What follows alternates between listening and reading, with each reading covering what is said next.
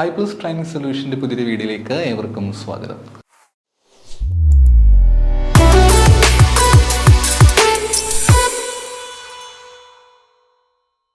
ഞാനിന്ന് ഇവിടെ നിങ്ങളുടെ മുന്നിൽ ഈ ഒരു ക്ലാസ്സുമായിട്ട് നിൽക്കുന്നത് വളരെ പ്രധാനപ്പെട്ട ചില കാര്യങ്ങൾ നിങ്ങളുമായിട്ട് പങ്കുവയ്ക്കാൻ വേണ്ടിയിട്ടാണ്. നിങ്ങൾക്കെല്ലാം വളരെ പരിചിതമായിട്ടുള്ളൊരു ടോപ്പിക്ക് തന്നെയാണിത്. നമ്മുടെ HSST കൊമേഴ്സുമായിട്ട് ബന്ധപ്പെട്ട്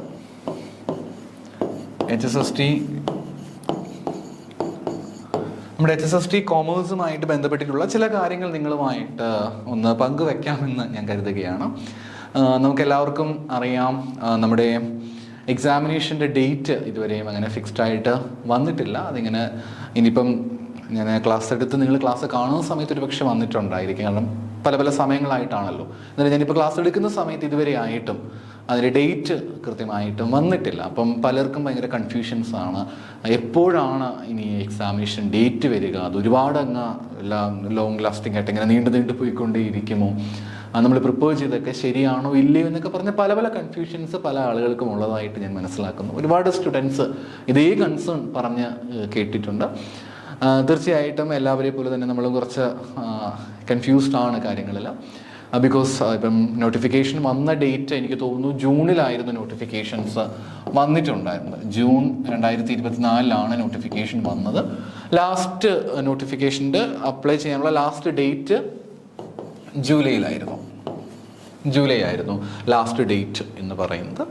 പിന്നെ ഇപ്പോൾ ജൂലൈ കഴിഞ്ഞിട്ട് ഇപ്പോൾ എത്ര മാസമായി? August, September, October, November, December. ഞാനിപ്പോൾ ക്ലാസ് എടുക്കുന്ന നിങ്ങളോട് സംസാരിക്കുന്ന സമയം ഡിസംബറാണ്. ഏതാണ്ട് 5 മാസത്തോളം ആയിട്ടുണ്ട്. ഇതുവരെയും ഡേറ്റ് വന്നിട്ടില്ല. അറ്റ്ലീസ്റ്റ് ഒരു 3 months ബിഫോർ എങ്കിലും ഡേറ്റ് മാർച്ച് വരെ ഉള്ള, അല്ലെങ്കിൽ ഇപ്പം വരികയാണെങ്കിൽ 3 മാസം കഴിഞ്ഞുള്ള പരീക്ഷയ്ക്കുള്ള ഡേറ്റ് ഇപ്പോഴേ വരേണ്ടതാണ്.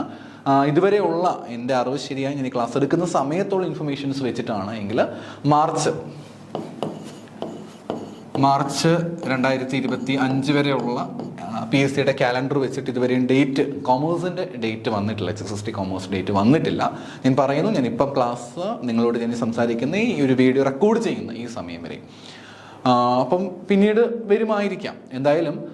അപ്പോൾ പിന്നെ എല്ലാവരും ഭയങ്കര കൺഫ്യൂഷനാണ്. ഇതുവരെയും ഡേറ്റ് വന്നില്ലല്ലോ, പിന്നെ എപ്പോഴത്തേക്ക് കാണാൻ സാധ്യതയുണ്ട് എന്ന രീതിയിൽ. നിങ്ങൾക്കറിയാമല്ലേ, ജൂണിൽ നോട്ടിഫിക്കേഷൻസ് വിളിച്ച് മാർച്ച് വരെ ആകുകയാണ് എങ്കിൽ പോലും July, August, September, October, November, December, ജനുവരി, ഫെബ്രുവരി, മാർച്ച്, ഇപ്പം തന്നെ ഏതാണ്ട് 9 മാസത്തോളമായി. ഇപ്പോൾ ലാസ്റ്റ് ഡേറ്റ് വെച്ച് കൗണ്ട് ചെയ്താൽ പോലും ഏതാണ്ട് 8 മാസമായി നോട്ടിഫിക്കേഷൻസ് വന്ന്. 8 മാസം ഇതുവരെയും പരീക്ഷ നടക്കാൻ സാധ്യതയില്ലാതിരിക്കുന്നു. അപ്പോൾ സ്വാഭാവികമായിട്ടും നമുക്ക് അധികം ഇപ്പം കേരള PS നടക്കുന്ന മിക്ക പരീക്ഷകളും വളരെ വളരെ ഫാസ്റ്റായിട്ടാണ് നടത്തിക്കൊണ്ടേയിരിക്കുന്നത്. അതുകൊണ്ട് തന്നെ നമുക്ക് അധികം സമയം നമുക്കങ്ങനെ പ്രതീക്ഷിക്കാനായിട്ടില്ല. ഇതുവരെ നടത്തിയിട്ടുള്ള എല്ലാ HSST പരീക്ഷയാണെങ്കിലും ഏതാണ്ട് നോട്ടിഫിക്കേഷൻ വന്ന് 5 അല്ലെങ്കിൽ ഒരു 6 മാസത്തിനും 9 മാസത്തിനിടയിലായിട്ടാണ് പല പരീക്ഷകളും നടന്നിട്ടുള്ളത്. നോട്ടിഫിക്കേഷൻ വന്ന് ഇത്രയും സമയം നമുക്ക് കിട്ടും. അതിനുശേഷമാണ് എക്സാമിനേഷൻസ് മറ്റും നടന്നിട്ടുള്ളത്. അപ്പോൾ അതുകൊണ്ട് തന്നെ നമ്മുടെ പരീക്ഷയും ഏതാണ്ടൊക്കെ ഒരു അസംഷൻ അനുസരിച്ചിട്ടാണെങ്കിൽ ഒരു ഏപ്രിലോട് കൂടി നമുക്ക് പ്രതീക്ഷിക്കാം. അല്ല എങ്കിൽ മെയ്. ഉറപ്പ് നമുക്ക് പറയാനായിട്ട് പറ്റില്ല. കാരണം ഇതൊക്കെ PSCയുടെ അണ്ടറിൽ വരുന്ന കാര്യങ്ങളാണ്. ഒരു നെക്സ്റ്റ് നമ്മുടെ ഒരു എക്സ്പെക്റ്റേഷൻസ് അല്ലെങ്കിൽ എക്സ്പെക്റ്റഡ് ഡേറ്റ് പറയുന്നത് മാത്രമേ ഉള്ളൂ. കാരണം ബാക്കി പരീക്ഷകളൊക്കെ ഇത്രയും ഗ്യാപ്പിനിടയിലാണ് വന്നിട്ടുള്ളത്, HSSTയുടെ എക്സാംസ് ഒക്കെ. അപ്പോൾ സ്വാഭാവികമായിട്ട് നമ്മുടെ കോമേഴ്സിൻ്റെ പരീക്ഷ ഒരുപക്ഷെ ഏപ്രിൽ കാണാം, അങ്ങേയറ്റം പോയി കഴിഞ്ഞാൽ മെയ്യിൽ കാണാമെന്ന് പ്രതീക്ഷിക്കാം. മെയ് ആണെങ്കിൽ പോലും ഒന്ന് ആലോചിച്ച് നോക്കി, നോട്ടിഫിക്കേഷൻ വന്ന് July, August, September, October, November, December, ജനുവരി, ഫെബ്രുവരി, മാർച്ച്, ഏപ്രിൽ, മെയ് ആണെങ്കിൽ തന്നെ ഏതാണ്ട് 11 മാസത്തോളം ആകും. അപ്പോൾ അത്രയും സമയം എടുക്കുമോ എന്നറിയില്ല. എന്നാലും നമുക്ക് ഇനി ആകെ മുന്നിലുള്ള ടൈം എന്ന് പറയുമ്പം ഏപ്രിൽ വെച്ചിട്ട് നിങ്ങൾ ഒന്ന് അസ്യൂം ചെയ്യുന്നതായിരിക്കും നല്ലത്. അതേ കൂടുതലാണെങ്കിൽ നമ്മൾ വറീഡ് ആകേണ്ട കാര്യമൊന്നുമില്ല. ഏപ്രിൽ എന്നുള്ളൊരു ഡേറ്റിലേക്ക് നമുക്ക് ചുരുക്കാം. ഇനി ഏപ്രിലേക്ക് വന്നേക്കാം എന്നുള്ള രീതിയിൽ. ഇനിയിപ്പോൾ മാർച്ചിലേക്ക് അഡീഷണൽ എക്സാമിനേഷനായിട്ട് അങ്ങാണം വരുമോ എന്നുള്ള കാര്യവും അറിയില്ല. എൻ്റെ അറിവ് ശരിയാണെങ്കിൽ എനിക്ക് തോന്നുന്നു മിക്കവാറും ഏപ്രിൽ കാണാനാണ് സാധ്യതയുള്ളത്. പിന്നെ അൾട്ടിമേറ്റ്ലി കേരള PSC ആണ് തീരുമാനിക്കേണ്ടത്. ഓക്കെ, എനിവേസ് ഞാനിവിടെ നിങ്ങളോട് ഷെയർ ചെയ്യാൻ ആഗ്രഹിക്കുന്നത് ഈ ഒരു ഡേറ്റിൻ്റെ കാര്യങ്ങളെ പറ്റിയിട്ടും അധികമായിട്ടൊന്നുമല്ല. ഇതിപ്പോൾ എക്സ്പെക്റ്റഡ് ഡേറ്റിനെ പറ്റിയിട്ട് ഞാൻ പറഞ്ഞു പോകുന്നു മാത്രമേ ഉള്ളൂ. നമുക്ക് മുന്നിൽ അല്ലെങ്കിൽ പല കുട്ടികളും കുറച്ച് കൺസേൺ ആയിട്ട് പറയുന്ന ചില കാര്യങ്ങളെ പറ്റിയിട്ട് നിങ്ങളുമായിട്ട് ഷെയർ ചെയ്യാനാണ് ആഗ്രഹിക്കുന്നത്. ഫസ്റ്റ് ഓഫ് ഓൾ എനിക്ക് അറിയേണ്ടത് നിങ്ങളുടെ പ്രിപ്പറേഷൻ എന്തായി. ഡേറ്റിൻ്റെ കാര്യം എന്തോ ആയിക്കോട്ടെ, അതെന്തായാലും വന്നിരിക്കും, പരീക്ഷ തീർച്ചയായിട്ടും വന്നിരിക്കും. പ്രിപ്പറേഷൻ എവിടെ വരെ എത്തി? That is my question. നിങ്ങൾ എത്രത്തോളം നിങ്ങളുടെ പ്രിപ്പറേഷൻ എത്തിക്കഴിഞ്ഞിരിക്കുന്നു എന്നുള്ളതാണ്. അപ്പം പ്രിപ്പറേഷനെ പറ്റിയിട്ട് സംസാരിക്കുമ്പോഴത്തേക്ക് ആസ് യൂഷ്വൽ എപ്പോഴും കാണുന്ന പോലെ തന്നെ 3 വിഭാഗത്തിലുള്ള ആളുകൾ എന്തായാലും കാണും. അതിൽ ഒന്നാമത്തെ വിഭാഗം എന്ന് പറഞ്ഞിരിക്കുന്നത് കൃത്യമായിട്ട് പഠിച്ച് മുന്നോട്ട് പോയിക്കൊണ്ടിരിക്കുന്ന ആളുകൾ, എല്ലാ ദിവസവും കൃത്യമായിട്ട് പഠിച്ച് വളരെ ഷെഡ്യൂളായിട്ട് കൃത്യമായിട്ട് പ്രോപ്പറായിട്ട് തന്നെ പോകുന്ന കാറ്റഗറിപ്പെട്ട ആൾക്കാരാണ് ആദ്യത്തെ കാറ്റഗറി എന്ന് പറയുന്നത്. രണ്ടാമത്തെ കാറ്റഗറി എന്ന് പറയുമ്പോഴത്തേക്ക് കുറേയൊക്കെ നോക്കി, പിന്നെ കുറേയൊക്കെ വിട്ടുപോയി, പിന്നെയും നോക്കി, പിന്നെയും എന്താ പറയുക, ഇവരെ പോലെ ഇങ്ങനെ കണ്ടിന്യൂസ് ആയിട്ട് പോയിക്കൊണ്ടേയിരിക്കുന്നില്ല. ഇവിടെ പോകുന്നു, പിന്നെ ഇടയ്ക്കൊരു ബ്രേക്ക് വരും, പിന്നെയും സ്റ്റാർട്ട് ചെയ്യും, പിന്നെയും ബ്രേക്ക് വരും, പിന്നെയും സ്റ്റാർട്ട് ചെയ്യും, പിന്നെയും ബ്രേക്ക് വരും. ഈ ഒരു ടൈപ്പ് ഓഫ് ആൾക്കാരാണ് രണ്ടാമത്തെ കാറ്റഗറിക്കകത്ത് ഉള്ളത്. മൂന്നാമത്തെ കാറ്റഗറി എന്ന് പറഞ്ഞിരിക്കുന്നത് ഇതുവരെയും തുടങ്ങിയിട്ട് പോലും ഉണ്ടായിരിക്കത്തില്ല. എക്സാമിനേഷൻ അപ്ലൈ ചെയ്തു, I+ന്റെ കോഴ്സ് അല്ലെങ്കിൽ ഏതെങ്കിലും ഒരു കോഴ്സ് എടുത്തിട്ടുണ്ടായിരിക്കും, അല്ലെങ്കിൽ കോഴ്സ് എടുത്തിട്ടുണ്ടായിരിക്കത്തില്ല, പഠിക്കണം എന്നുള്ള ചിന്ത പോലും ഒരുപക്ഷെ വന്നിട്ടുണ്ടായിരിക്കത്തില്ല. ചിലർക്ക് ചിലപ്പോൾ ചിന്ത വന്നിട്ടുണ്ടായിരിക്കണം, എന്നാലും പഠിക്കണം, ഇന്ന് പഠിക്കാം, നാളെ പഠിക്കാം, പിന്നീട് പഠിക്കാം, അടുത്ത മാസം പഠിക്കാം എന്ന് പറഞ്ഞ് നീട്ടി കൊണ്ടുപോകുന്ന മറ്റൊരു വിഭാഗം ആളുകളെയും നമുക്ക് അവിടെ കാണാൻ പറ്റും. നിങ്ങൾ ഈ കൂട്ടത്തിൽ ഇതിനകത്താണ് വരുന്നത്? ഒന്നാമത്തെയാണോ, രണ്ടാമത്തെയാണോ, മൂന്നാമത്തെയാണോ? എനിക്ക് മനസ്സിലാക്കിയെടുത്തോളം ഈ 3 കാറ്റഗറിപ്പെട്ട ആളുകളെയും എനിക്ക് അറിയാം. ഇതിലേറ്റവും കുറഞ്ഞ് ഞാൻ കണ്ടിട്ടുള്ളത് ഈ ഒന്നാമത്തെ കാറ്റഗറിപ്പെട്ട ആൾക്കാരാണ്. വളരെ കുറച്ച് പേരേ ഉള്ളൂ കേട്ടോ. അപ്പോൾ നിങ്ങളൊക്കെ കൃത്യമായിട്ട് സിസ്റ്റമാറ്റിക്കായിട്ട് പഠിച്ച് പോയിക്കൊണ്ടിരിക്കുന്ന ആൾക്കാരാണെങ്കിൽ നിങ്ങളുടെ ലിസ്റ്റിൽ വരാനുള്ള സാധ്യത വളരെ വളരെ കൂടുതലാണ്. ബിക്കോസ് ഈ ഫസ്റ്റ് കാറ്റഗറിപ്പെട്ട ആൾക്കാർ വളരെ വളരെ കുറച്ച് പേര് മാത്രമേ ഉള്ളൂ. മൂന്നാമത്തെ കാറ്റഗറിപ്പെട്ട ആൾക്കാർ അത്യാവശ്യമുണ്ട്, എന്നാലും കൂടുതലും ഈ രണ്ടാമത്തെ കാറ്റഗറിപ്പെട്ട ആൾക്കാരെ കാണാൻ പറ്റുന്നത്. ഒന്ന് പഠിക്കും, പിന്നെ എന്തെങ്കിലും കാരണവശാൽ വിട്ടുപോകും, പിന്നെയും പഠിക്കും, പിന്നെയും വിട്ടുപോകും, പിന്നെയും പഠിക്കും, വിട്ടുപോകും. അപ്പോൾ ഇങ്ങനെ പഠിച്ചും പിന്നെ ബ്രേക്ക് എടുത്ത് ശരിക്കും പറഞ്ഞാൽ നല്ല ബുദ്ധിമുട്ട് വരുന്ന ഈ രണ്ടാമത്തെ കാറ്റഗറിപ്പെട്ട ആൾക്കാരെന്ന് എനിക്ക് തോന്നിയിട്ടുണ്ട്. കാരണം ഈ ഒന്നാമത്തെ കാറ്റഗറിപ്പെട്ട ആൾക്കാരെ സംബന്ധിച്ച് അവർ പ്രോപ്പറായിട്ട് പഠിച്ച് റിവൈസ് ചെയ്ത് പോകുന്നുണ്ട്, അവർക്ക് വലിയ ടെൻഷൻ്റെ കാര്യമില്ല. ഈ മൂന്നാമത്തെ കാറ്റഗറിക്കാരെ സംബന്ധിച്ച് അവർ പഠിച്ചിട്ടേ ഇല്ല, അതുകൊണ്ട് തന്നെ പിന്നെ അവർക്ക് അതിനെപ്പറ്റി ബോധമാവേണ്ട കാര്യമേ ഇല്ല. ഈ രണ്ടാമത്തെ കാറ്റഗറിപ്പെട്ട ആൾക്കാരാണ് കുറച്ച് പ്രയാസം അനുഭവിക്കുന്നുണ്ട് എനിക്ക് തോന്നിയിട്ടുള്ളത്. കാരണം അവരൊന്ന് പഠിച്ചു തുടങ്ങും, ബ്രേക്ക് എടുക്കും, പിന്നെ വീണ്ടും പഠിച്ചു തുടങ്ങും, അതേപോലെ തന്നെ പിന്നെ ബ്രേക്ക് എടുക്കും. ശരിക്കും പറഞ്ഞാൽ അപ്പോൾ അവർ എടുക്കുന്ന എഫേർട്സിന് അതിനുള്ള റിസൾട്ട് കിട്ടുന്നുണ്ടെന്നുള്ള സംശയം. കാരണം കുറേ പഠിച്ചു കഴിഞ്ഞിട്ട് പിന്നെ വിട്ട് കഴിഞ്ഞിട്ട് പിന്നെ പഠിച്ചു തുടങ്ങുമ്പോൾ ആദ്യം പഠിച്ചെല്ലാം മറന്നു, പിന്നെയും പഠിച്ചു തുടങ്ങും, പിന്നെയും മറന്നു പോകും. അപ്പോൾ അതുകൊണ്ട് രണ്ടാമത്തെ ആളുകൾ കുറച്ചും കൂടെ ഒന്ന് കെയർഫുൾ ആയിട്ട് നോക്കും. കാരണം ബിക്കോസ് നിങ്ങൾ എഫേർട്ട് എടുക്കുന്നുണ്ട്, ഒന്നും കൂടെ ഒന്ന് ശരിയാക്കി കഴിഞ്ഞാൽ നിങ്ങൾക്ക് കിട്ടാനുള്ള സാധ്യതയും ഉണ്ട്, ഇല്ല ഞാൻ ഒരിക്കലും പറയില്ല. മൂന്നാമത്തെ കാറ്റഗറിപ്പെട്ട ആൾക്കാർ നന്നായിട്ട് എഫേർട്ട് ഇട്ടേ പറ്റും. ഒന്നും പഠിക്കാൻ നമുക്ക് ഒരിക്കലും SSST കിട്ടാൻ പോകുന്നില്ല. നല്ലൊരു ഗവൺമെൻറ് ജോബാണല്ലോ, നമ്മൾ എന്തിനാണ് വെറുതെ കളയുന്നത്?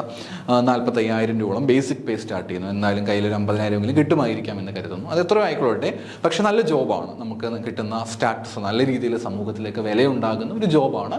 ഇനിയുള്ള സമയങ്ങളിൽ എങ്കിലും കൃത്യമായിട്ട് നോക്കേണ്ടതായിട്ട് വരും. അപ്പം നമ്മൾ ഇതിനകത്ത് ഏത് കാറ്റഗറിപ്പെട്ട ആളാണെന്നുള്ള കാര്യം കൃത്യമായിട്ട് നോക്കുന്നത് വളരെയധികം ബെറ്റർ ആയിട്ടുള്ള കാര്യമാണ്. പിന്നെ അടുത്ത എന്നോട് എപ്പോഴും വളരെ കോമൺ ആയിട്ട് ചോദിക്കുന്ന മൂന്നാമത്തെ ഒരു ക്വസ്റ്റ്യൻ എന്ന് പറഞ്ഞിരിക്കുന്നത് ഇനി ആരംഭിച്ചാൽ പറ്റുമോ ചോദിച്ചിട്ടുണ്ട്. ഇപ്പം A കാറ്റഗറിപ്പെട്ട ആൾക്കാർ ചോദിക്കാറില്ല, B കാറ്റഗറിപ്പെട്ട ആൾക്കാർ, അതായത് രണ്ടാമത്തെ കാറ്റഗറിപ്പെട്ട ആൾക്കാർ പിന്നെയും ചോദിക്കുന്നുണ്ട്. മൂന്നാമത്തെ കാറ്റഗറിപ്പെട്ട ആൾക്കാർ പല കുട്ടികളും ചോദിച്ചു കണ്ടിട്ടുണ്ട്, ഇനി ആരംഭിച്ചാൽ പറ്റുമോ? ഈ ഇനി ആരംഭിച്ചാൽ പറ്റുമോ എന്നുള്ള കാര്യം പലപ്പോഴും ചോദിക്കുന്നുണ്ട്. പക്ഷേ ഇനി ആരംഭിച്ചാൽ നടക്കുമോ എന്നുള്ളൊരു ചോദ്യം എന്നോട് ചോദിച്ചാൽ ഞാൻ ഒറ്റ ഉത്തരമേ പറയുകയുള്ളൂ, യെസ്. ഇനി തുടങ്ങിക്കഴിഞ്ഞാലും കിട്ടും, ഇനി തുടങ്ങിക്കഴിഞ്ഞാലും കിട്ടും. ഇതുവരെ ഒന്നും പഠിച്ചിട്ടില്ല അല്ലെങ്കിൽ ഞാൻ എന്തൊക്കെയോ പഠിച്ചിട്ടുണ്ടായിരുന്നു, പക്ഷെ വിട്ടുപോയി, പിന്നെ കുറേ നാളത്തേക്ക് ബുക്ക് തുറന്നിട്ടേ ഇല്ല, ഐ എം ബിറ്റ് ഡിമോട്ടിവേറ്റഡ്, എനിക്ക് ഒന്നും ഒരു താല്പര്യമില്ലെന്നല്ല, എനിക്കിനി പഠിച്ചാൽ കിട്ടുമോ എന്ന് എനിക്ക് അറിയത്തില്ല, അങ്ങനെ വരുന്നൊരു കാറ്റഗറി. ഞാൻ ഇനി പഠിക്കുന്നില്ല, എനിക്ക് വേണ്ട എന്ന രീതിയിൽ നിൽക്കുന്നവരെ. അപ്പോൾ ഒരു ചോദ്യം വരികയാണ്, ഇനി പഠിച്ചു കഴിഞ്ഞാൽ എനിക്ക് കിട്ടുമോ? അത് രണ്ടാമത്തെ ആയിരിക്കും, മൂന്നാമത്തെ എന്തോ ആയിക്കൊള്ളട്ടെ, ഇനി പഠിച്ചാലും കിട്ടും. പിന്നെ അടുത്ത ക്വസ്റ്റ്യൻ വരും, ഇനിയാണെങ്കിലും അങ്ങേയറ്റം പോയി കഴിഞ്ഞാൽ, കൂടിപ്പോയി കഴിഞ്ഞാൽ 3 months അല്ലേ, അല്ലെങ്കിൽ 4 months,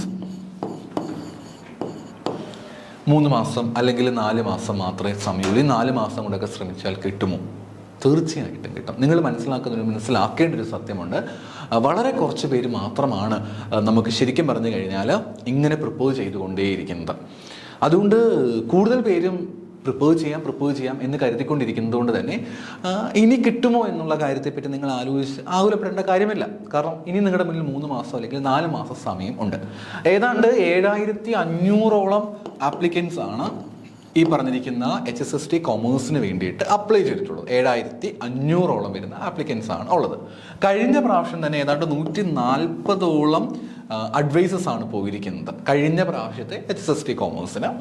അതിൽ തന്നെ 100ാമത്തെ റാങ്ക് വന്ന ആൾക്ക്, അതായത് 100 എന്ന് പറഞ്ഞിരിക്കുന്ന റാങ്ക് വന്നിരിക്കുന്ന ആൾക്ക്, ഫസ്റ്റ് 100ൽ വന്നിരിക്കുന്ന ആൾക്ക് മെയിൻ ലിസ്റ്റിൽ തന്നെ, ബാക്കിയുള്ളവർക്ക് റിസർവേഷനിൽ പോകുന്നുണ്ടെങ്കിലും മെയിൻ ലിസ്റ്റിൽ തന്നെ 100ാമത്തെ റാങ്ക് വന്ന ആൾക്കും ജോലി കിട്ടിയിട്ടുണ്ട്.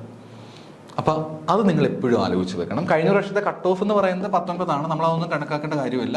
നമുക്ക് മുന്നിൽ വളരെ റീസെൻ്റ് ആയിട്ട് നടന്നിരിക്കുന്ന ഒരു പരീക്ഷയുമായിട്ടൊന്ന് തുലനം ചെയ്ത് നോക്കിക്കഴിഞ്ഞാൽ ഈ പറഞ്ഞിരിക്കുന്ന കാര്യം മനസ്സിലാക്കാനായിട്ട് പറ്റും. NVT കൊമേഴ്സിൻ്റെയാണ് കേട്ടോ പറയുന്നത്. NVT കൊമേഴ്സിൻ്റെയാണ് പറയുന്നത്. NVT കൊമേഴ്സിൻ്റെ റിസൾട്ട് പരീക്ഷ വന്നു കഴിഞ്ഞപ്പോഴത്തേക്ക് 39 മാർക്കായിരുന്നു കട്ട് ഓഫ്.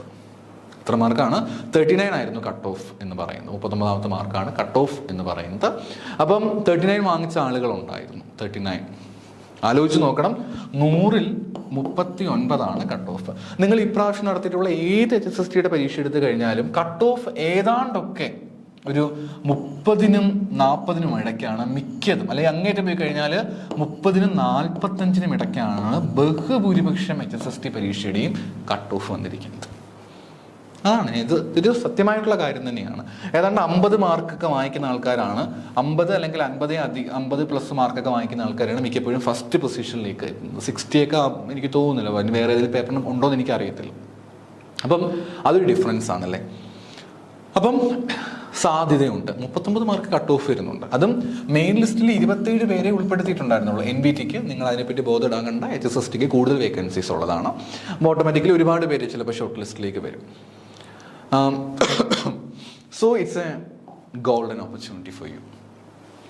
നിങ്ങൾക്ക് മുന്നിൽ കിട്ടിയിരിക്കുന്ന ഏറ്റവും നല്ല ഒരു ഓപ്പർച്യൂണിറ്റിയാണ് ഈ പറഞ്ഞിരിക്കുന്ന HSST കൊമേഴ്സ് എന്ന് പറഞ്ഞിരിക്കുന്ന എക്സാം എന്ന് പറയുന്നത്. ഇത് നിങ്ങളെപ്പോഴും ഓർത്തു വെക്കേണ്ട ഒന്ന് തന്നെയാണ്. എനിക്ക് വളരെ പരിചയമുള്ള ഒരു വ്യക്തി, വളരെയധികം ഇതുവരെയും ഒരു പരീക്ഷ, എല്ലാ PSC പരീക്ഷകളും വളരെ ലേസി ആയിട്ട് പോയി അവസാനം ലൈഫിൽ തന്നെ വളരെ സ്ട്രഗിൾ ചെയ്യുന്നൊരു വ്യക്തി ഉണ്ടായിരുന്നു. എനിക്ക് പരിചയമുള്ള ഒരു വ്യക്തി, HSSTയുമായിട്ട് ബന്ധപ്പെട്ട് തന്നെ പറയാം. ഒരുപാട് കഷ്ടപ്പെട്ട് തന്നെ പോയിക്കൊണ്ടിരുന്നതാണ്. ചിലപ്പം എൻ്റെ വീഡിയോ കാണുന്ന നിങ്ങൾ പലരെ പോലെ തന്നെ ചിന്തിച്ചിട്ടുണ്ടായിരുന്നൊരു വ്യക്തിയാണ്. എന്ത് ചെയ്യണമെന്ന് അറിയത്തില്ല. ഇപ്പോഴും ഏജ് ആണെങ്കിൽ കൂടി വന്നുകൊണ്ടേയിരിക്കുന്നു. അപ്പോൾ ഇനി ശ്രമിച്ചാൽ കിട്ടത്തില്ല എന്നൊരു ഡീമോട്ടിവേഷൻ എല്ലാം ഉണ്ടായിരുന്നു. പക്ഷേ എന്തോ ഒരു സെക്കൻഡ് സമയത്ത് ചിന്തിച്ചു, ഒന്ന് പ്രിപ്പയർ ചെയ്ത് നോക്കാം. വേറൊരു പരീക്ഷയ്ക്കും പ്രിപ്പയർ ചെയ്തിട്ടില്ല.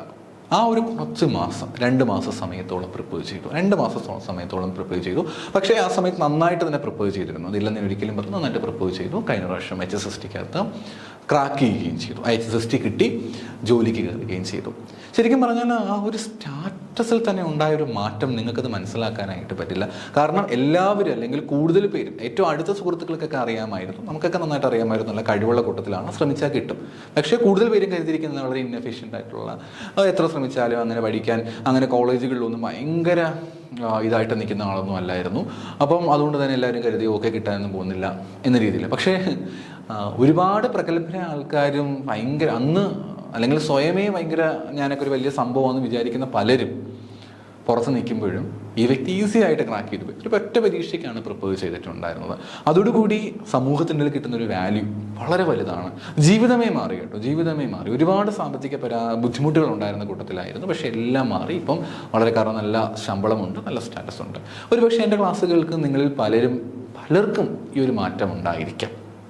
ഇത്രയും ഇത്രയും വീഡിയോ കണ്ട് നിങ്ങൾ ഇവിടം വരെ എത്തിയിട്ടുണ്ട് എങ്കിൽ, എൻ്റെ ഈ വാക്ക് നിങ്ങൾ കേൾക്കുന്നുണ്ടെങ്കിൽ, നിങ്ങളിപ്പോൾ ചിന്തിക്കുന്നുണ്ട് നിങ്ങളെക്കൊണ്ട് പറ്റത്തില്ല, ചിന്തിക്കുകയാണ് എന്നെക്കൊണ്ട് കഴിയത്തില്ല, ശ്രമിച്ചാലും പറ്റില്ല. പക്ഷേ എവിടേക്കോ എന്തൊക്കെയോ ഒരു ആഗ്രഹം, ഒന്ന് ശ്രമിച്ച് നോക്കിയാലോ, ഒന്ന് ട്രൈ ചെയ്ത് നോക്കിയാലോ. അങ്ങനെ എവിടെയെങ്കിലും ഒരു ഉള്ളിൻ്റെ ഉള്ളിൽ എവിടെയെങ്കിലും ഒരു ആഗ്രഹം നിങ്ങൾക്കുണ്ട് എങ്കിൽ തീർച്ചയായിട്ടും ഉണ്ട് എന്നുള്ളതിൻ്റെ തെളിവാണ് നിങ്ങൾ ഇത്രയും സമയം എൻ്റെ വീഡിയോ കണ്ടു എന്നുള്ളത്. അങ്ങനെ വീഡിയോ നിങ്ങൾ കണ്ടിട്ടുണ്ട് എങ്കിൽ ഡെഫിനറ്റായിട്ട് നിങ്ങളുടെ ഉള്ളിൽ ആഗ്രഹമുണ്ട്. പക്ഷേ ഇതുവരെയും പരീക്ഷയ്ക്ക് പഠിച്ചിട്ടില്ല, ഞാനിതുവരെയും ഒന്നും ശ്രമിച്ചിട്ടില്ല, എനിക്കിതുവരെ ഒരു ലിസ്റ്റിൽ പോലും വന്നിട്ടില്ല, ഞാൻ കോളേജിലൊക്കെ ആവറേജ് ആയിരുന്നു, ഞാൻ ഇതുവരെ അങ്ങനെ മറ്റുള്ളവരുടെ മുന്നിൽ വളരെ പ്രഗത്ഭരായിട്ട് തോന്നിയിട്ടില്ല. പക്ഷേ അങ്ങനൊരു വ്യക്തിയായിട്ടുള്ള എനിക്ക് ഈ പറഞ്ഞിരിക്കുന്ന പോലെ ആദ്യത്തെ 100-നകത്ത് വരാൻ പറ്റുമോ, അല്ലെങ്കിൽ ആദ്യത്തെ 200-നകത്ത് വരാൻ പറ്റും, അങ്ങനെയുള്ള കഴിവ് എനിക്കുണ്ട്. ഇന്നേ വരെ ജീവിതത്തിൽ അങ്ങനെ സംഭവിച്ചിട്ടേ ഇല്ല. ഇനി വല്ല അത്ഭുതങ്ങൾ സംഭവിക്കണം, അത്ഭുതങ്ങൾ സംഭവിക്കും. അനുഭവങ്ങൾ മുന്നിലുണ്ടല്ലോ. ഞാനീ പറഞ്ഞ എക്സാമ്പിൾ തൊട്ട് മുമ്പ് ഞാൻ നിങ്ങളോട് പറഞ്ഞ എക്സാമ്പിൾ ഇതേ ഒരു കാറ്റഗറിപ്പെട്ട ആളായിരുന്നു. അങ്ങനെ എല്ലാവരും അതിൽ അടുത്ത സുഹൃത്തുക്കളായിട്ടുള്ള നമുക്ക് ചിലർക്ക് അറിയാമായിരുന്നു എത്രത്തോളം ക്യാപ്പബിലിറ്റി ഉണ്ട് എന്നുള്ള കാര്യം. അല്ലാതെ നോക്കുന്ന ആൾക്കാരെ സംബന്ധിച്ച് നോക്കുമ്പോഴത്തേക്ക് അതിശയമായിരുന്നു, ഇതെങ്ങനെ കിട്ടി? ആ അതിശയത്തിന് യാതൊരു കാര്യവുമില്ല. കാരണം ഇപ്പം നല്ല രീതിയിൽ മുന്നോട്ട് പോയിക്കൊണ്ടിരിക്കുന്നു. നിങ്ങളും തീർച്ചയായിട്ടും വലിയ മാറ്റങ്ങൾ നിങ്ങൾക്ക് കൊണ്ടുവരാൻ പറ്റും. നിങ്ങളുടെ ഒരു നിമിഷത്തെ ചിന്ത മാത്രം മതി. അതിന് വേണ്ടിയിട്ട് നിങ്ങളങ്ങ് ഒരുപാട് ശ്രമിച്ച് നമ്മളെ കൊണ്ട് ഒട്ടും പറ്റാത്ത അങ്ങനെയൊന്നും ഇവിടെ ആരും ആവശ്യപ്പെടുന്നില്ലല്ലോ. ശ്രമിക്കുക, ഇനിയും സമയമുണ്ട്, ഒന്നും വൈകിയിട്ടില്ല, ഇനിയും സമയമുണ്ട്, ഇനിയും നിങ്ങളുടെ മുന്നിൽ സമയമുണ്ട്. ശ്രമിച്ചാൽ ഈസി ആയിട്ട് ക്രാക്ക് ചെയ്യാൻ പറ്റും. അപ്പോൾ പിന്നെ ചോദ്യം വരും, എങ്ങനെ ശ്രമിക്കണം സാർ? എനിക്കറിയില്ല എങ്ങനെയാണ് പഠിക്കേണ്ടത്, എന്താണ് ഞാൻ പഠിക്കേണ്ടത്? തുടങ്ങാൻ പോകുന്നതേ ഉള്ളൂ, അല്ലെങ്കിൽ ഞാൻ തുടങ്ങുന്നു, ഞാൻ ഒരു വട്ടം തുടങ്ങി, ഒരുപാട് ആഗ്രഹമുണ്ടായിരുന്നു, പക്ഷേ ഫാമിലി പ്രോബ്ലംസ് അല്ലെങ്കിൽ എൻ്റെ മടി ഇത് കാരണം ഞാൻ നിർത്തി, പിന്നെ ബുക്ക് തുറന്നിട്ടില്ല, പിന്നെ എപ്പോഴെങ്കിലും താല്പര്യം തോന്നും പിന്നെയും തുറക്കും, പിന്നെയും മടി സിസ്റ്റമാറ്റിക് ആയിട്ട് പോകുന്നില്ല, ഇങ്ങനെ പോയിക്കൊണ്ടിരിക്കുകയാണ്. അപ്പോൾ ഇങ്ങനെ ഒരു അവസ്ഥയിൽ ഞാൻ എങ്ങനെയാണ് ഇത് ക്രാക്ക് ചെയ്യുക, അതൊക്കെ എന്നെ കൂടെ സാധ്യമാക്കുമോ എന്നുള്ള കാര്യത്തിൽ പലപ്പോഴും പലരും ഡൗട്ട് ആകുന്നുണ്ട്. You don't worry about it. I will give you A concise idea about it, എങ്ങനെ നിങ്ങൾക്കിത് മുന്നോട്ട് പോകാൻ പറ്റും എന്നുള്ളത്. അപ്പോൾ ഇതിൽ നിങ്ങൾ തന്നെ നോക്കേണ്ട കുറേ കാര്യങ്ങളുണ്ട്. എന്തുകൊണ്ടാണ് എന്നെക്കൊണ്ട് പഠിക്കാൻ പറ്റാതെ പോകുന്നത്? ഞാൻ പറഞ്ഞാൽ മറ്റേ എ കാറ്റഗറിപ്പെട്ട ആൾക്കാരെ പറ്റിയിട്ടല്ലോ, മറ്റേ ഒന്നാമത്തെ കാറ്റഗറിപ്പെട്ട അവർ കൃത്യമായിട്ട് പോകുന്നുണ്ട് കേട്ടോ. നിങ്ങൾ സിസ്റ്റമാറ്റിക്കലി തന്നെ നിങ്ങളുടെ കാര്യങ്ങൾ മുന്നോട്ട് കൊണ്ടുപോവുക. എന്നാൽ ഇടയ്ക്ക് എവിടെയെങ്കിലുമൊക്കെ വെച്ച് ഈ രണ്ടാമത്തെയും മൂന്നാമത്തെയും കാറ്റഗറിപ്പെട്ട ആൾക്കാർ, ഞാൻ ആദ്യം എക്സാമ്പിൾ പറഞ്ഞില്ലേ, അവർക്ക് വേണ്ടിയിട്ടാണ് പറയുന്നത്. നിങ്ങൾ ശരിക്കും പറഞ്ഞു കഴിഞ്ഞാൽ വറീഡാകേണ്ട യാതൊരു കാര്യവും ഇല്ല. സത്യസന്ധമായിട്ട് പറയുകയാണെങ്കിൽ നിങ്ങൾ ആദ്യം മനസ്സിലാക്കണം, എവിടെയാണ് എനിക്ക് എന്താണ് സംഭവിക്കുക, അല്ലെങ്കിൽ എന്തുകൊണ്ടാണ് എനിക്ക് ഈ ഒരു പ്രശ്നം സംഭവിക്കുന്നത്. അതിൽ മിക്ക ആൾക്കാരോടും അതിൻ്റെ റീസൺ ഞാൻ അന്വേഷിക്കുന്ന സമയത്ത് ചോദിക്കാറുണ്ട്. പല കുട്ടികളും ഇങ്ങനെ നമ്മളോട് ചോദിക്കും, എന്താണ് എനിക്ക് സംഭവിച്ചത്, എന്തുകൊണ്ടാണ് എനിക്കിങ്ങനെ സംഭവിക്കുന്നത്? അപ്പോൾ റീസൺ ചോദിക്കുന്ന സമയത്ത് മിക്ക ആൾക്കാരും പറയുന്ന കാര്യമാണ്, എനിക്ക് ഫാമിലി ഉണ്ട്. എസ്പെഷ്യലി നമ്മൾ ഗേൾസിനോടാണ് ചോദിക്കുന്നതെങ്കിൽ പറയും, എനിക്ക് ഫാമിലി ഉണ്ട്, കുട്ടികളുടെ കാര്യം നോക്കണം, വീട്ടിലെ കാര്യങ്ങളൊക്കെ നോക്കാനായിട്ടുണ്ട്, അതിനിടയ്ക്ക് സമയം കണ്ടെത്താൻ എന്നെക്കൊണ്ട് പറ്റുന്നില്ല. ഇത് വളരെ കോമൺ ആയിട്ട് ഞാൻ കേൾക്കുന്ന ഒരു കാര്യമാണ്. അങ്ങനെ ഇഷ്യൂസ് പറയുന്നവരുണ്ട്. പിന്നെ ബോയ്സിനോടൊക്കെ ചോദിക്കുവാണെങ്കിൽ ചില ആൾക്കാരോട് നമ്മൾ സംസാരിക്കുമ്പോൾ ജോലി തിരക്കുകൾ കാരണം സമയം കിട്ടുന്നില്ല. കാരണം മണിക്കൂറുകളോ എടുത്ത് ട്രാവൽ ചെയ്ത് സ്ഥലത്തേക്ക് പോകണം, പിന്നെ ഓഫീസ് പ്ലേസിൽ ഉണ്ടാകുന്ന ടെൻഷൻസ്, പ്രഷേഴ്സ്, എനിക്കത് കാരണം ഒന്നും പഠിക്കാനായിട്ട് പറ്റുന്നില്ല. മോസ്റ്റ്ലി എനിക്ക് തോന്നുന്നു ബി.എഡും കഴിഞ്ഞിട്ടുള്ളവരാണല്ലോ HSST എഴുതുന്നത്. സ്വാഭാവികമായിട്ടും ജോലിക്ക് ഒന്നുകിൽ സ്കൂളിലൊക്കെ കയറിയിട്ടുള്ളവരായിരിക്കാം, അല്ലെങ്കിൽ മറ്റേതെങ്കിലും ജോലി നിൽക്കുന്നവരായിരിക്കാം. അങ്ങനെ പറയുന്നവരും ധാരാളമുണ്ട്. എന്നെക്കൊണ്ട് പറ്റുന്നില്ല എന്ന രീതിയിൽ തന്നെ കംപ്ലൈൻറ്റ് പറയുന്ന കുറേ പേരെ നമുക്ക് അറിയാം. എനിക്ക് ജോലി തിരക്കുകൾക്കിടയിൽ പഠിക്കാനായിട്ട് സമയം കിട്ടുന്നില്ല എന്ന് പറയുന്നവരുണ്ട്. പിന്നെ മറ്റൊരു വിഭാഗത്തോട് ചോദിച്ചു കഴിഞ്ഞാൽ അവർക്കും സമയമില്ല. ശരിക്കും പറഞ്ഞാൽ നിങ്ങൾ തന്നെ ചിന്തിച്ച് നോക്കി, ഒരു പക്ഷേ നമ്മുടെ ഉള്ളിലുള്ള മടിയായിരിക്കാം നമ്മളെ കൊണ്ട് ഇങ്ങനെയുള്ള എക്സ്ക്യൂസസ് ഫൈൻഡ് ചെയ്യാനായിട്ട് നമ്മളെ നയിക്കുന്നത് എന്നുള്ളതാണ് ഞാൻ മനസ്സിലാക്കിയിട്ടുള്ള വലിയ കാര്യം. നമ്മൾ വേണമെന്ന് വെച്ച് കഴിഞ്ഞാൽ നമുക്ക് പഠിക്കാൻ പറ്റും. 1 മണിക്കൂറൊക്കെ നമ്മുടെ ജീവിതത്തിൽ നമുക്ക് കണ്ടെത്താൻ പറ്റത്തില്ലേ? തീർച്ചയായിട്ടും പറ്റും. നിങ്ങളിപ്പോഴേ ഇങ്ങനെയുള്ള പരാതികൾ ആലോചിച്ചിരിക്കുകയാണ്, എനിക്ക് ജോലിക്ക് പോകണം, ജോലിക്കിടയിൽ സമയം കണ്ടെത്താൻ പറ്റും, ഇങ്ങനെ നിങ്ങൾ ചിന്തിക്കുന്നുണ്ടെങ്കിൽ എല്ലായ്പ്പോഴും നിങ്ങൾ ഇപ്പോൾ ചെയ്യുന്ന കുറച്ച് സ്ട്രെസ്ഫുൾ ജോബ് തന്നെ ആയിരിക്കും ഉണ്ടായിരിക്കുക. ഇപ്പം കുറച്ച് നാൾ ഹാർഡ് വർക്ക് ചെയ്തേ പറ്റൂ. ജോലി തിരക്കുകളുണ്ട്, അല്ലെങ്കിൽ വീട്ടിലെ കാര്യങ്ങൾ ബുദ്ധിമുട്ടാണ്, ഫാമിലി ഇഷ്യൂസ് ഉണ്ട്, അങ്ങനെയൊക്കെ വരുമ്പോഴത്തേക്ക് you have to find time for yourself. അല്ലാതെ നിങ്ങൾക്കൊരിക്കലും ജോലി വീട്ടിൽ കൊണ്ട് ആരും തരാൻ പോകുന്നില്ല. ഇൻഡിപെൻഡൻ്റ് ആയിട്ട് നിൽക്കണമെങ്കിൽ നിങ്ങൾക്ക് സ്വന്തമായിട്ട് കാശുണ്ടായാലേ ഇൻഡിപെൻഡൻ്റ് ആയിട്ട് നിൽക്കാൻ പറ്റുകയുള്ളൂ. ഇത്രയും സ്റ്റാറ്റസുള്ള ജോബ് ഇത് നിങ്ങൾ എപ്പോഴും ഓർത്ത് വെച്ചു. ഇല്ലെങ്കിൽ നിങ്ങളുടെ കൂടെ പഠിച്ചിട്ടുള്ള പലരും വലിയ പൊസിഷനിലേക്ക് പോകുമ്പം ഞാനൊന്നും ചെയ്തില്ലല്ലോ എന്ന് ആലോചിച്ച് നെടുപുറപ്പെട്ടിരിക്കാനേ പറ്റുകയുള്ളൂ. സോ ഫസ്റ്റ് ഓഫ് ഓൾ നിങ്ങൾ തന്നെയാണ് എന്ത് കണ്ടെത്തേണ്ടത്? ടൈം കണ്ടെത്തേണ്ടത്. കുറച്ചൊന്ന് ശ്രമിച്ചാൽ നമുക്ക് സമയം കണ്ടെത്താൻ പറ്റാവുന്നതേ ഉള്ളൂ. ഒന്നുകിൽ ദിവസവും ഒരല്പസമയം മുന്നേ ഒന്ന് എഴുന്നേക്കാൻ നോക്കൂ. ഇപ്പം നമ്മൾ ഉറങ്ങുന്നുണ്ടെങ്കിൽ ഒരു മണിക്കൂർ നിങ്ങളുടെ ഉറക്കം ഒന്ന് സാക്രിഫൈസ് ചെയ്യാനായിട്ട് ട്രൈ ചെയ്ത് നോക്കും.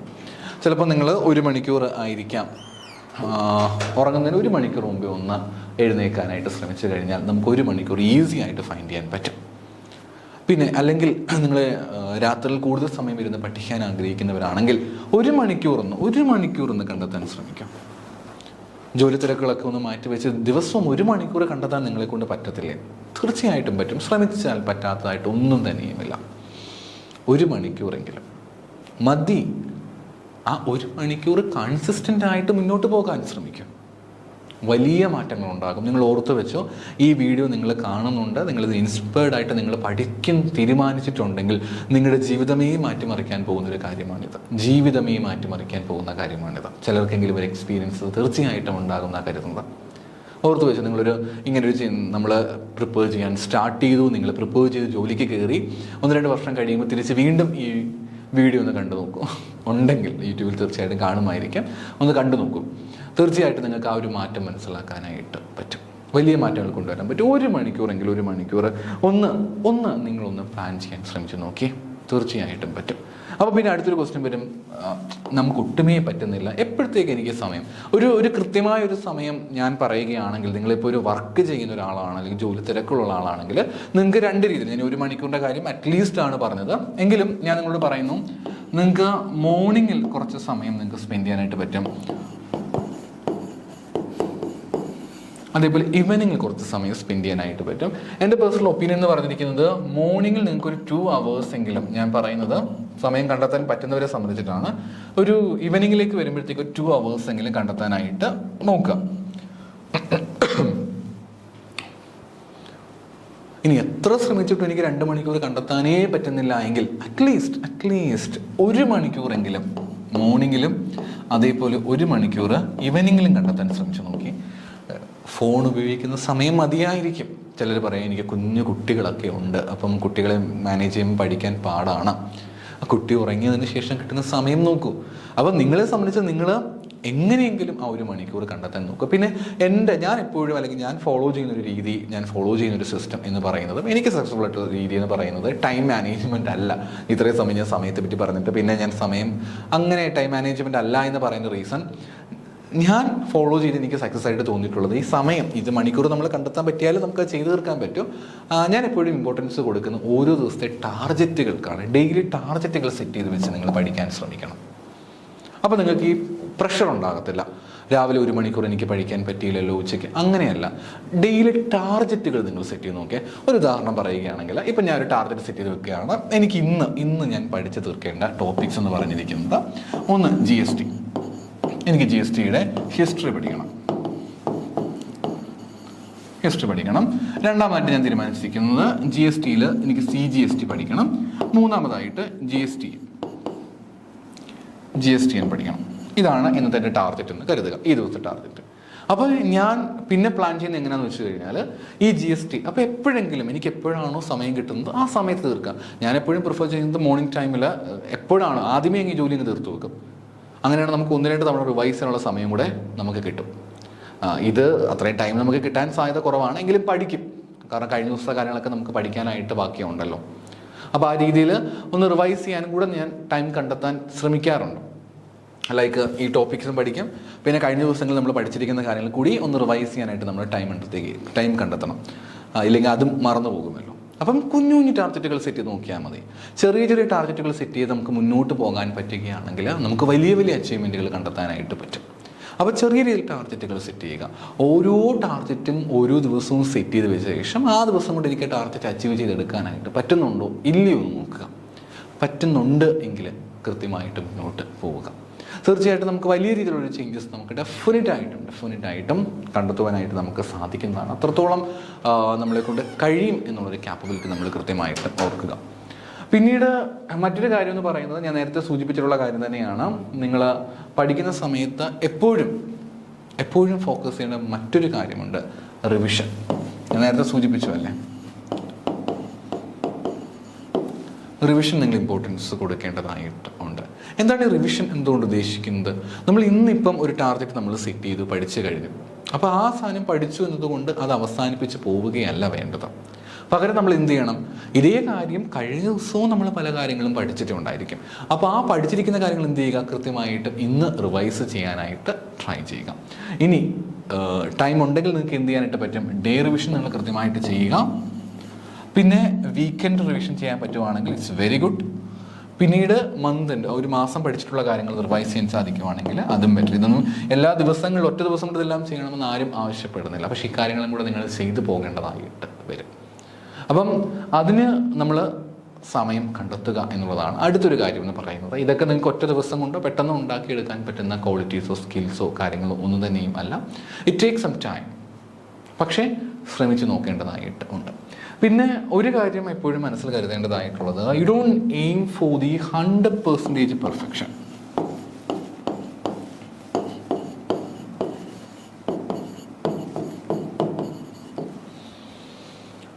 ഈ 100% പെർഫെക്ഷനിലേക്ക് നമ്മൾ പോകുമ്പോഴത്തേക്കാണ് we have to face some challenges. പക്ഷേ അങ്ങനെയൊന്നും ആരെയെ കൊണ്ട് തീർക്കാനായിട്ട് പറ്റുകയില്ല. അറ്റ്ലീസ്റ്റ് നിങ്ങൾ കുറച്ചെങ്കിലും വായിച്ച് വെക്കുന്നുണ്ടെങ്കിൽ actually that will help you at the time of your exams. നിങ്ങളുടെ എക്സാമിൻ്റെ സമയമാകുമ്പോഴത്തേക്ക് അത് നിങ്ങൾക്ക് തീർച്ചയായിട്ടും ഹെൽപ്പ് ചെയ്യുന്നതായിരിക്കും. അപ്പം ഒന്ന് കൃത്യമായിട്ടും പറ്റുന്നിടത്തോളം പഠിച്ചു പോവുക.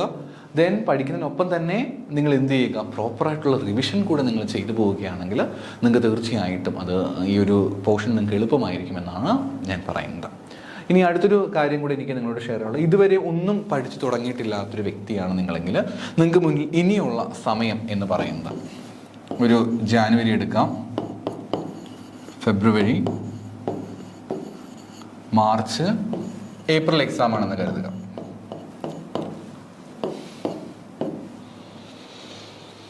അപ്പം ഇതുവരെ നിങ്ങളൊന്നും പഠിച്ചിട്ടില്ല എങ്കിൽ നിങ്ങൾക്ക് ചെയ്യാൻ സാധിക്കുന്ന കാര്യം ജാനുവരിയിൽ, അതേപോലെ ഫെബ്രുവരി, പിന്നെ മാർച്ചിൻ്റെ പകുതിയെങ്കിലും നമുക്ക് എന്തിനു വേണ്ടി യൂസ് ചെയ്യാനായിട്ട് പറ്റും? നമുക്ക് മാർച്ചിൻ്റെ പകുതിയെങ്കിലും കൃത്യമായിട്ടും ഈ പറഞ്ഞിരിക്കുന്ന സ്റ്റഡീസിന് വേണ്ടി നമുക്ക് യൂസ് ചെയ്യാനായിട്ട് പറ്റും. സ്റ്റഡിക്ക് വേണ്ടി നമുക്ക് യൂസ് ചെയ്യാനായിട്ട് പറ്റും എന്നുള്ളത്.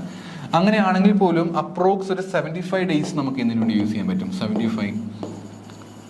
75 ഡേയ്സ് നിങ്ങൾക്ക് എന്തിനു വേണ്ടി യൂസ് ചെയ്യാനായിട്ട് സാധിക്കും? You can spend it for your preparation. നമ്മുടെ സ്റ്റഡീസിന് വേണ്ടി നമുക്ക് യൂസ് ചെയ്യാനായിട്ട് പറ്റും ഒരു 75 ഡേയ്സ് ടൈം. പിന്നെ അറ്റ്ലീസ്റ്റ് നിങ്ങൾക്ക് എങ്ങനെ പോയി കഴിഞ്ഞാലും ഒരു 20-25 ഡേയ്സ് എങ്കിലും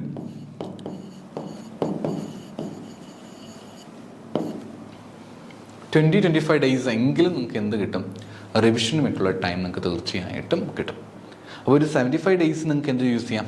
for your preparation and for your studies. Remaining 20-25 days time for your proper revision. So again there is a question, how can we complete the entire portions within the 75 days? Of course it is literally an impossible thing for everyone. ചിലപ്പം എല്ലാ സിലബസിലും എല്ലാ പോർഷൻസും കറതീർന്ന് പഠിച്ച് 75 ദിവസം കൊണ്ട് നമുക്ക് portion തീർക്കാനായിട്ട് ബുദ്ധിമുട്ടായിരിക്കും. If you R നിങ്ങൾക്ക് അത്രയും സമയം കണ്ടെത്താൻ പറ്റുന്നില്ലാത്ത വ്യക്തിയാണെങ്കിൽ, if you can find time, then നിങ്ങൾ മസ്റ്റായിട്ടും എല്ലാ പോർഷൻസും കവർ ചെയ്യാനായിട്ട് നോക്കുക. നമ്മുടെ സിലബസിലുള്ള എല്ലാ ടോപ്പിക്സും കവർ ചെയ്ത് പോകാനായിട്ടും ശ്രദ്ധിക്കുക. I+ന്റെ കോഴ്സ് നിങ്ങൾ ജോയിൻ ചെയ്തിട്ടുണ്ടെങ്കിൽ നിങ്ങൾ ആ കോഴ്സിലെ വീഡിയോസ് പ്രോപ്പറായിട്ട് കണ്ട് തീർത്ത് നിങ്ങൾ നോട്ടുകൾ പ്രിപ്പയർ ചെയ്ത് പോകുന്നത് വളരെ ബെറ്റർ ആയിട്ടുള്ള കാര്യമാണ്. If you cannot find time, ഇങ്ങനെ നിങ്ങൾക്ക് സമയം, കാരണം ഇപ്പം എല്ലാ വീഡിയോസും കണ്ടുവരണമെങ്കിൽ കുറച്ച് ടൈം എടുക്കുമല്ലോ. എന്നാൽ അത്രയും സമയം ഇല്ല എങ്കിൽ അറ്റ്ലീസ്റ്റ് അതിൽ കൊടുത്തിരിക്കുന്ന കൺസൈസ് ആയിട്ടുള്ള നോട്ട്സുകൾ അല്ലെങ്കിൽ കൺസൈസ് ആയിട്ടുള്ള ക്ലാസ്സുകൾ എങ്കിലും കേൾക്കാൻ ശ്രമിക്കുക. ആൻഡ് ഒട്ടുമേ പറ്റുന്നില്ല എങ്കിൽ നിങ്ങളുടെ സ്ട്രോങ് ഏരിയാസ് എങ്കിലും നോക്കുക. ഒന്നും പഠിക്കാതെ വിട്ട് കളയുന്നതിനേക്കാളും കുറച്ചും കൂടെ ഭേദമാണ് അറ്റ്ലീസ്റ്റ് നിങ്ങളുടെ strong areas. If you are strong in accounting or some kinds of problem papers, like വളരെ പ്യുവർ ആയിട്ടുള്ള പേപ്പേഴ്സ് ഉണ്ടല്ലോ, നമുക്ക് കൂടുതൽ ഫോക്കസ്, ഞാൻ പിന്നെ വരുന്ന വീഡിയോകളിലായിട്ട് ഞാനത് തീർച്ചയായിട്ടും ഷെയർ ചെയ്യുന്നതായിരിക്കും ഏതൊക്കെയാണ് ഫോക്കസ് ചെയ്യേണ്ട ഏരിയാസ് എന്ന്. അതായത് അതിനകത്ത് നമുക്ക് ഡെപ്തായിട്ട് പോകാതെ കോൺസെപ്റ്റ് വെച്ച് നമുക്ക് മാനേജ് ചെയ്യാൻ പറ്റുന്ന ഏരിയാസ് ഉണ്ട്. അറ്റ്ലീസ്റ്റ് ആ ഏരിയാസ് എങ്കിലും പഠിക്കുക, അതിനെ പ്രോപ്പറായിട്ട് റിവൈസ് ചെയ്യുക. You can easily get around 40-50 marks easily നിങ്ങൾക്ക് വാങ്ങിക്കാനായിട്ട് പറ്റും. And if you also prepare for the general paper, then ഈസിയായിട്ട് നിങ്ങൾക്ക് ക്രാക്ക് ചെയ്യാനായിട്ട് പറ്റും. 40-50 മാർക്ക് വളരെ ഈസിയായിട്ട് നിങ്ങളെ കൊണ്ട് നേടിയെടുക്കാനായിട്ട് പറ്റും. പക്ഷേ അത്ര ഉണ്ടെങ്കിൽ പോലും നിങ്ങൾക്ക് പ്രോബിലിറ്റി വളരെ വളരെ ഹൈ ആണെന്നുള്ള കാര്യം കൃത്യമായിട്ടും ഓർക്കുക. അപ്പോൾ എനിക്ക് നിങ്ങളോട് ഒറ്റ കാര്യം മാത്രമേ പറയാനായിട്ടുള്ളൂ, ഇനിയും സമയം ഇല്ല എന്ന് പറഞ്ഞ് മാറ്റി നിർത്താതെ കൃത്യമായിട്ടും പ്രിപ്പറേഷൻ ചെയ്യുക. ഉള്ളത് മതി, ഒന്നുമില്ലാത്തതിനേക്കാളും നല്ലതാണല്ലോ എന്തെങ്കിലുമൊക്കെ ഉള്ളത്. നന്നായിട്ട് പ്രിപ്പയർ ചെയ്യുക. എല്ലാവർക്കും നല്ലൊരു വിജയം ആശംസിക്കുന്നു. Thank you.